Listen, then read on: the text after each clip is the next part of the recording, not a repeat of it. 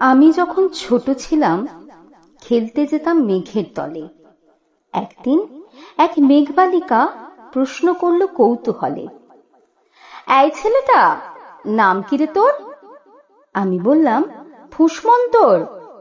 মেঘবালিকা রেগেই আগুন, মিথ্যে কথা, নাম কি অমন হয় কখনো? আমি বললাম, নিশ্চয়ই হয়, আগে আমার গল্প শোনো। সে বলল, শুনবো না, যা, সেই তো রানী, সেই তো রাজা, সেই তো একই ঢাল তলোয়ার, সেই তো একই রাজার কুমার পক্ষীরাজে, শুনবো না আর, ওসব বাজে। আমি বললাম, তোমার জন্যে নতুন করে লিখবো তবে। সে বলল, সত্যি লিখবি? বেশ, তাহলে মস্ত করে লিখতে হবে, মনে থাকবে, লিখেই কিন্তু আমায় দিবি। আমি বললাম, তোমার জন্য লিখতে পারি এক পৃথিবী। লিখতে লিখতে লেখা যখন সবে মাত্র ২-৪ পাতা, হঠাৎ তখন ভূত চাপলো আমার মাথায়। খুঁজতে খুঁজতে চলে গেলাম ছোটবেলার মেঘের মাঠে। গিয়ে দেখি চেনা মুখ তো একটিও নেই এ তল্লাটে। একজনকে মনে হলো ওরই মধ্যে অন্য রকম। এগিয়ে গিয়ে বলি তাকেই, তুমি কি সেই মেঘবালিকা? তুমি কি সেই? সে বলেছে, মনে তো নেই, আমারও সব মনে তো নেই। আমি বললাম, তুমি আমায় লেখার কথা বলেছিলে। সে বলল, সঙ্গে আছে, ভাসিয়ে দাও গায়ের ঝিলে। আর হ্যাঁ শোনো, এখন আমি মেঘ নই আর, সবাই এখন বৃষ্টি বলে ডাকে আমায়।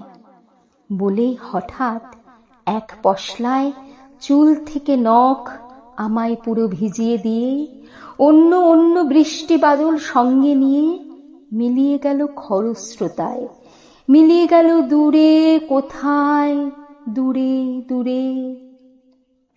বৃষ্টি বলে ডাকে আমায়, বৃষ্টি বলে ডাকে আমায়।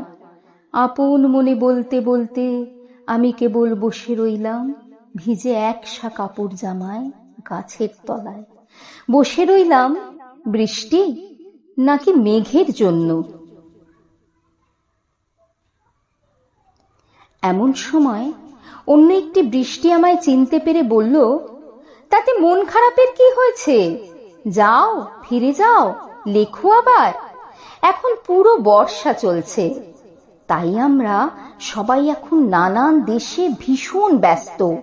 তুমিও যাও, মন দাও গে তোমার কাজে। বর্ষা থেকে ফিরে আমরা নিজেই যাব তোমার কাছে। এক পৃথিবী লিখবো আমি, এক পৃথিবী লিখবো বলে ঘর ছেড়ে সেই বেরিয়ে গেলাম। ঘর ছেড়ে সেই ঘর বাঁধলাম গহন বনে, সঙ্গে শুধু কাগজ কলম। একাই থাকবো, একাই দুটো ফুটিয়ে খাবো, ২-১ মুঠো ধুলোবালি যখন যারা আসবে মনে, তাদের লিখবো, লিখেই যাব। এক পৃথিবীর ১০০ রকম স্বপ্ন দেখার সাধ্য থাকবে যেরূপ কথার, সেরূপ কথা আমার একার। ঘাড় গুজে দিন লিখতে লিখতে, ঘাড় গুজে রাত লিখতে লিখতে, মুছেছে দিন, মুছেছে রাত। যখন আমার লেখবার হাত অসাড় হলো, মনে পড়ল সাল কি তারিখ, বছর কি মাস, সেসব হিসেব আর ধরিনি।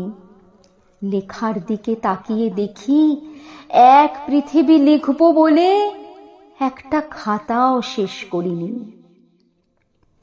সঙ্গে সঙ্গে ঝমঝমিয়ে বৃষ্টি এলো খাতার উপর, আজীবনের লেখার উপর। বৃষ্টি এলো এই অরণ্যে, বাইরে তখন গাছের নিচে নাচছে ময়ূর আনন্দিত। এ গাছ ও গাছ উড়ছে পাখি, বলছে পাখি, এই অরণ্যে কবির জন্যে আমরা থাকি। বলছে ওরা, কবির জন্যে আমরা কোথাও, আমরা কোথাও, আমরা কোথাও হার মানিনি। কবি তখন কুটির থেকে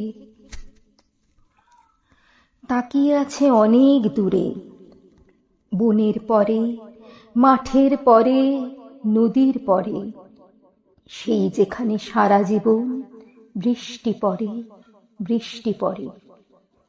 সেই যেখানে কেউ যায়নি, কেউ যায় না কোনোদিনই।